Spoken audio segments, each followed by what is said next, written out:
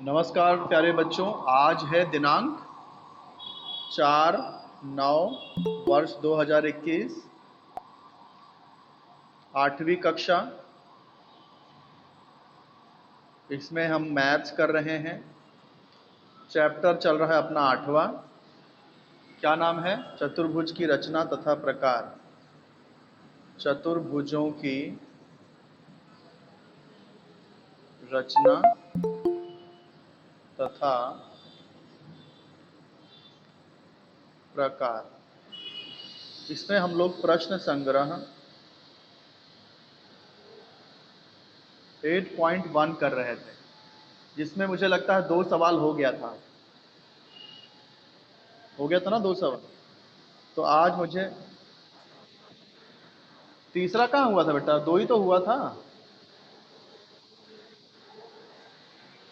तीसरा नहीं हुआ है ना अभी। ठीक है, तीसरा सवाल शुरू करते हैं। तीसरा सवाल कैसा है कि यहाँ पर चतुर्भुज ए बी सी डी है और इसमें लेंथ ए बी 6.4 सेमी है, लेंथ बी सी 4.8 सेमी है, मेजर एंगल ए 70 डिग्री है, मेजर एंगल बी 50 डिग्री है, मेजर एंगल सी 140 डिग्री है। ये सवाल है हमारा। तो इसमें 3 कोण दिया है, कोण ए बी और सी। तो हम लोग कैसे करेंगे? पहले तो कच्ची आकृति बना लो। कच्ची आकृति में देखो, ये 140 अंश मतलब ये अधिक कोण हो जाएगा, है ना? तो ये 140 अंश अगर दिख रहा है मतलब ये अधिक कोण होगा 140 अंश। कौन सा कोण है? सी। सी 140 अंश होगा। इसका नाम मैं दे देता हूँ बी। तो बी सी, इसका नाम हो जाएगा डी। डी पे कोई कोण, ए पे 70 अंश है तो 70 अंश तो न्यून कोण ही होता है। ये 70 अंश हो गया। फिर सामने 3 कोण दिया है, 70 अंश, 140 अंश और 50। अच्छा, बी पे 50 था, सॉरी, बी पे 50 अंश है। हाँ, सी पे 140 है, ए पे 70 अंश है। तो ये पॉइंट अगर मैं ए लेता हूँ तो ए 70 अंश मतलब ये ऐसा रहेगा। ए न्यून कोण होना चाहिए ना, ए 70 अंश। कच्ची आकृति समझ रहे हो ना आप लोग? तीनों कोण मैंने दिखा दिया, कोण ए 70, कोण बी 50, कोण सी 140। भुजा का माप लिख देते हैं। ए बी का माप कितना है? 6.4 सेमी है। बी सी का माप कितना है? 4.8 सेमी है। बस 2 ही भुजा का माप दिया है। तो अब इसको हम लोग रचना अगर करें तो कैसे होगा? सबसे पहले तो स्केल की सहायता से भुजा बीसी खींचना पड़ेगा। भुजा बीसी खींचेंगे स्केल की सहायता से।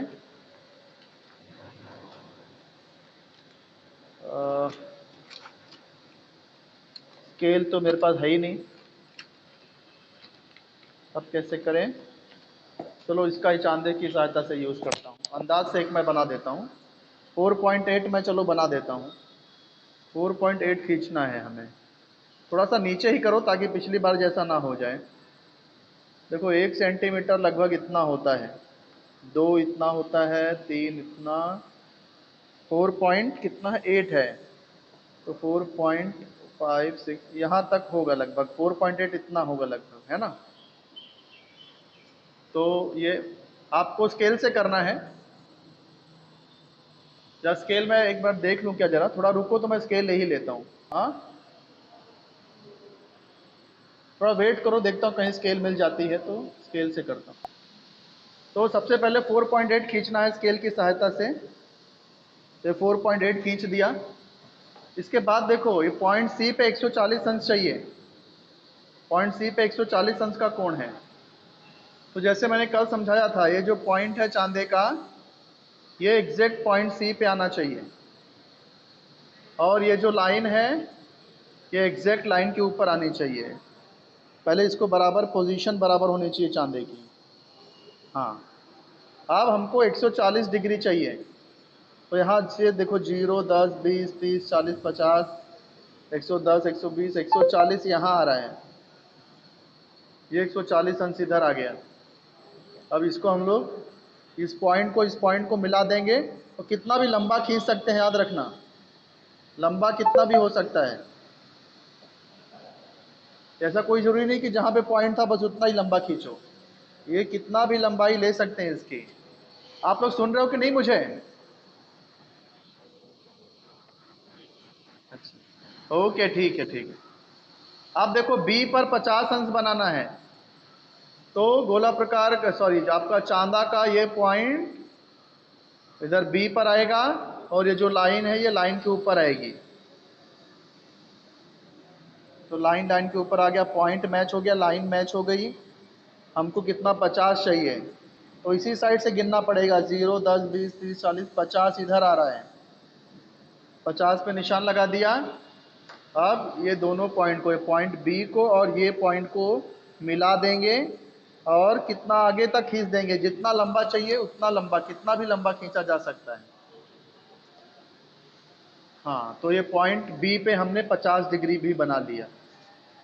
अब ध्यान से देखो, बी से ए की दूरी दी गई है 6.4, तो हम लोग क्या करेंगे, गोला प्रकार ले लेंगे।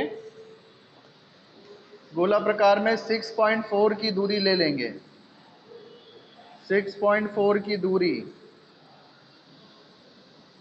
तो 6.4 की दूरी, गोला प्रकार में 6.4 की दूरी ले लेंगे।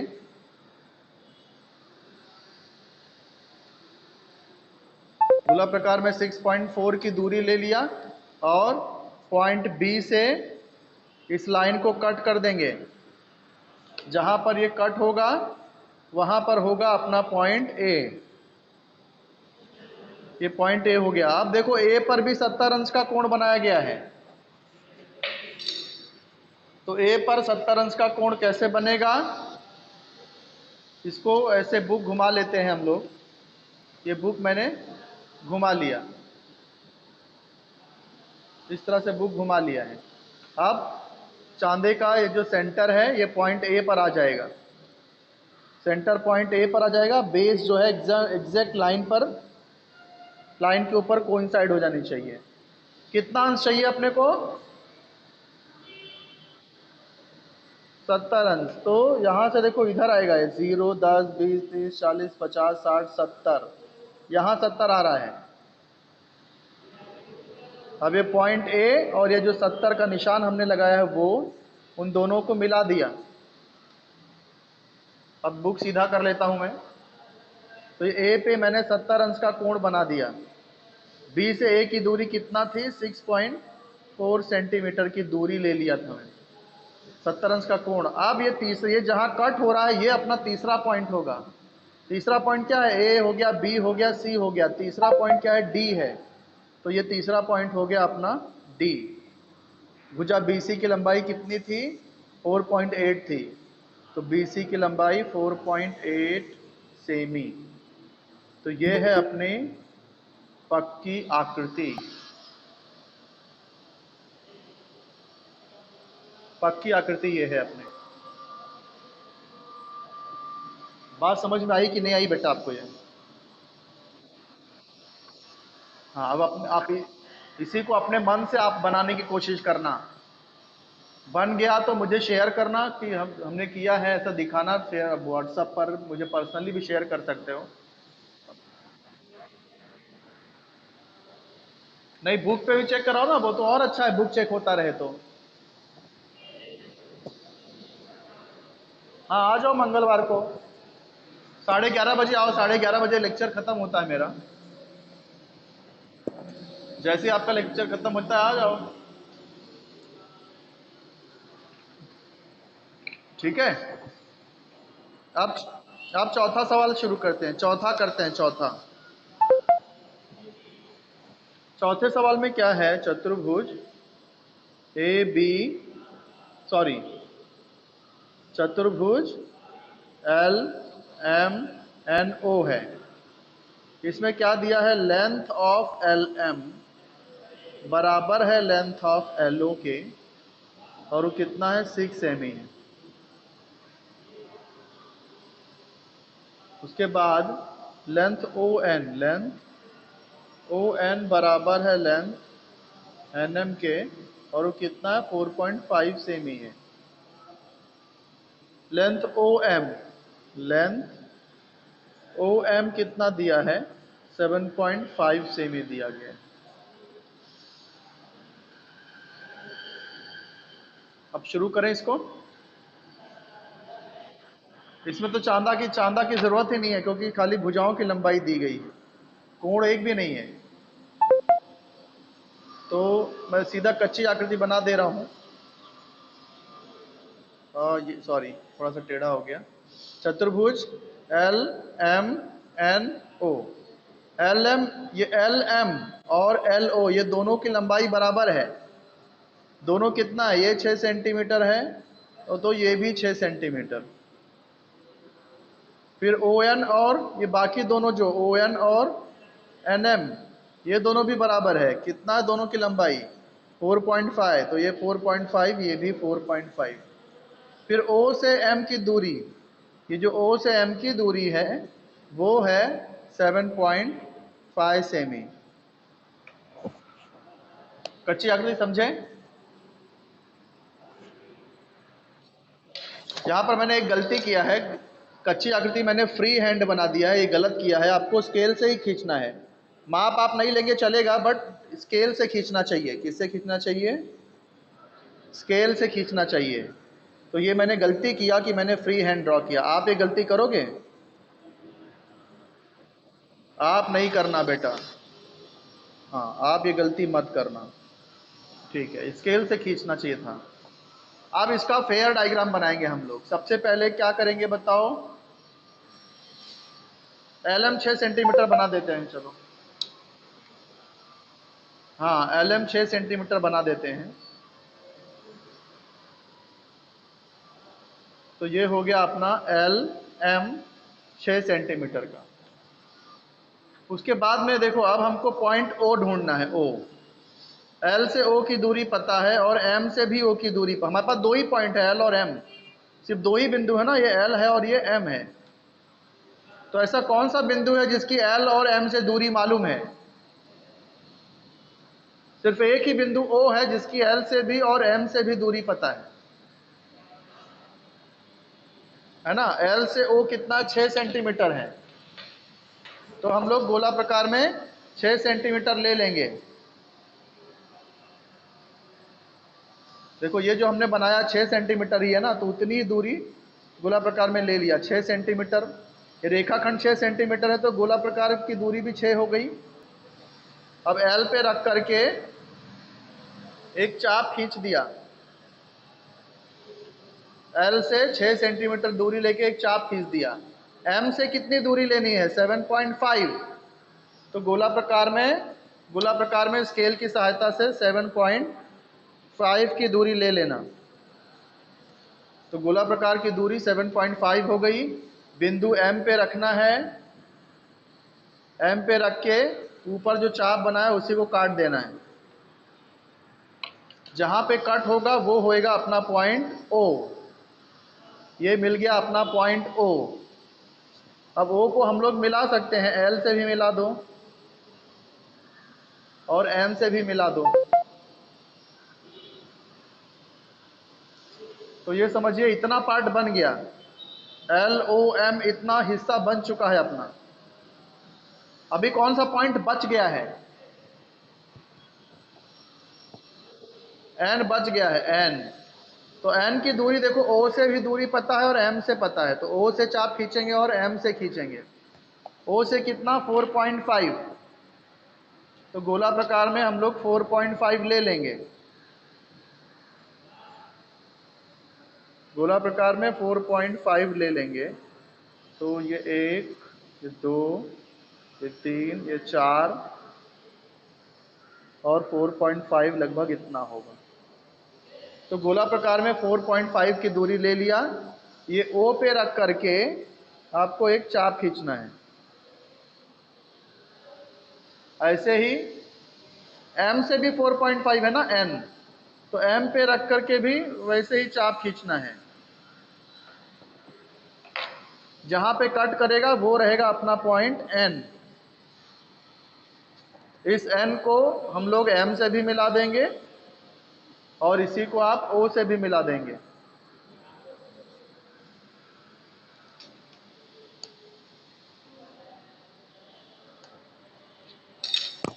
ठीक है। अब इसका जो जो माप जो दिया गया है वो लिख दो। LM दिया है 6 सेमी, तो 6 सेमी लिख दिया। L से O कितना दिया है, ये भी 6 सेमी है।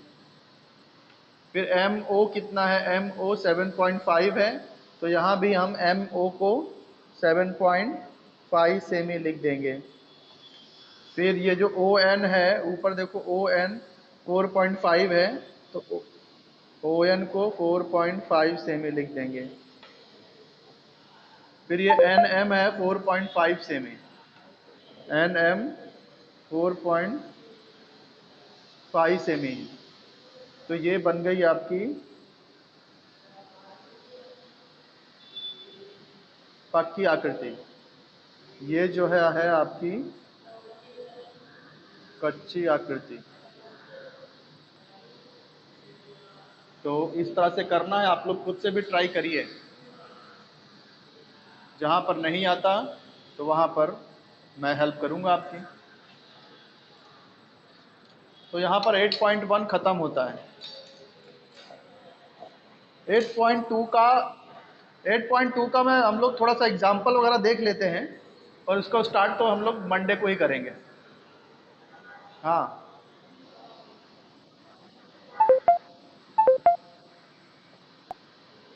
आगे देख लेते हैं क्या है। समकोण चतुर्भुज, जिसको आयत भी कहते हैं। तो आयत किसे कहते हैं, देखो परिभाषा क्या है, आयत की परिभाषा क्या है। जिस चतुर्भुज के चारों कोण समकोण होते हैं उस चतुर्भुज को समकोण चतुर्भुज अथवा आयत कहते हैं। ये परिभाषा आपको याद होनी चाहिए। ये रिक्त स्थान में भी पूछा जा सकता है, या फिर डायरेक्ट ऐसे ही पूछ सकते हैं कि आयत किसे कहते हैं। तो आपको ये पूरा उत्तर लिखना पड़ेगा, है ना। जैसे चतुर्भुज ABCD यहाँ बना हुआ है, तो यहाँ पर देखो सारे कोण 90 अंश के हैं, सारे कोण यहाँ समकोण हैं। हाँ हाँ, सारे कोण 90 अंश हैं। तो ऐसा जो चतुर्भुज है जिसमें सभी कोण 90 अंश के होते हैं, यानी समकोण होते हैं, ऐसे चतुर्भुज को कहते हैं आयत। ठीक है।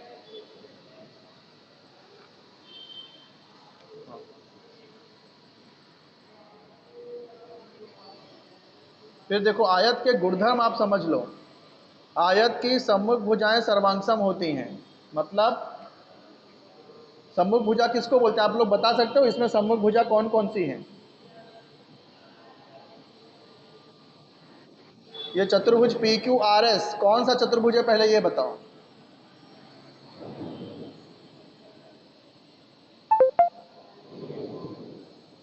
चतुर्भुज P कौन सा, चतुर्भुज का प्रकार बताओ बेटा। ये आयत है कि वर्ग है कि सम चतुर्भुज है। आयत है, कैसे पता चला आयत है ये।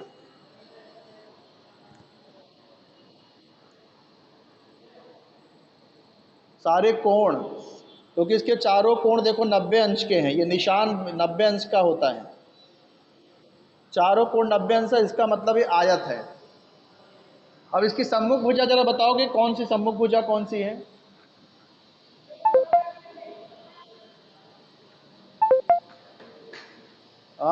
क्यू की सम्मुख भुजा S। भुजा कैसे पहचानते हैं, भुजा मतलब देखो भुजा कैसे बोलते हैं, PS एक भुजा है। हाँ, PQ एक भुजा है, इसकी सम्मुख भुजा है SR। दूसरी,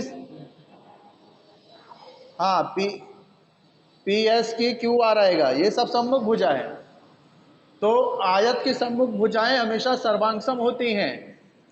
मतलब अगर ये जो है 6 है, अगर पी एस की लंबाई 6 है तो क्यू आर भी 6 होगा। ऐसे ही अगर पी क्यू की लंबाई 4 है तो एस आर की लंबाई भी 4 होगी। ये आयत का पहला गुणधर्म है कि आयत की सम्मुख भुजाएं सर्वांगसम होती हैं। दूसरा गुणधर्म है, हाँ, सर्वांगसम मतलब जिसके माप समान होते हैं, बराबर होती हैं। ऐसे आयत के विकर्ण भी सर्वांगसम होते हैं। विकर्ण किसको बोलते हैं, कोई बताएगा यहाँ विकर्ण कौन है? हाँ बताओ शीतल। यस, पी आर एक विकर्ण है, क्यू एस दूसरा विकर्ण है। तो आयत में जो विकर्ण होते हैं ना, उनकी लंबाई भी बराबर होती है। जैसे ये विकर्ण क्यू एस अगर 10 है तो विकर्ण पी आर की लंबाई भी 10 होगी, 10 ही होगी। तो आयत के विकर्ण सर्वांगसम होते हैं। तीसरा, आयत के विकर्ण परस्पर समद्विभाजित करते हैं। आयत के विकर्ण समद्विभाजित करते हैं मतलब जैसे एक विकर्ण 10 है, एक दूसरे को समान भागों में विभाजित करते हैं, सिर्फ काटते नहीं हैं, काटने के बाद समान भागों में विभाजित कर देते हैं। जैसे कि देखो दोनों विकर्ण टी पर काट रहे हैं, टी पर प्रतिच्छेदित कर रहे हैं, तो जो पहला विकर्ण पी आर है उसके दो हिस्से मिल गए, पी टी और टी आर। ये दोनों हिस्से समान होंगे। जैसे मैंने बताया पी आर 10 है तो पी टी और टी आर कितना होगा? 5 5 5 5 हो जाएगा। ऐसे क्यू एस भी 10 है तो क्यू टी और टी एस कितना होगा? 10 है तो वो दोनों भी 5 5 होंगे, क्यू टी 5 टी एस 5।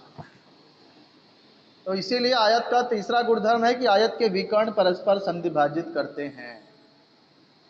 तो ये था आयत के बारे में जानकारी। बाकी अन्य चतुर्भुज के बारे में भी हम लोग सीखेंगे, लेकिन अगले लेक्चर में सीखेंगे, टाइम हो गया है आपका। तो आप लोग 8.1 के बचे हुए 2 सवाल करना, और जो मैंने आपको आयत के बारे में बताया है, आयत की परिभाषा, आयत की आकृति, फिर आयत के ये 3 गुणधर्म, ये भी लिखना है आपको।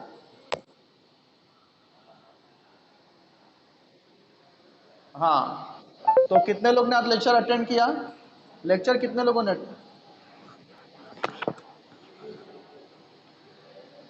अच्छा, तो 15 जन थे, ठीक है। तो 15 स्टूडेंट ने लेक्चर अटेंड किया है। कल की अपेक्षा थोड़ा ठीक है आज। बता पाओगे एच1 के 2 के कितने थे? अपने क्लास के कितने हैं बताओ?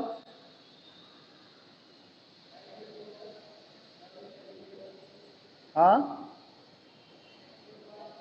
शीतल अपनी क्लास के गिन के बताओ कितने थे?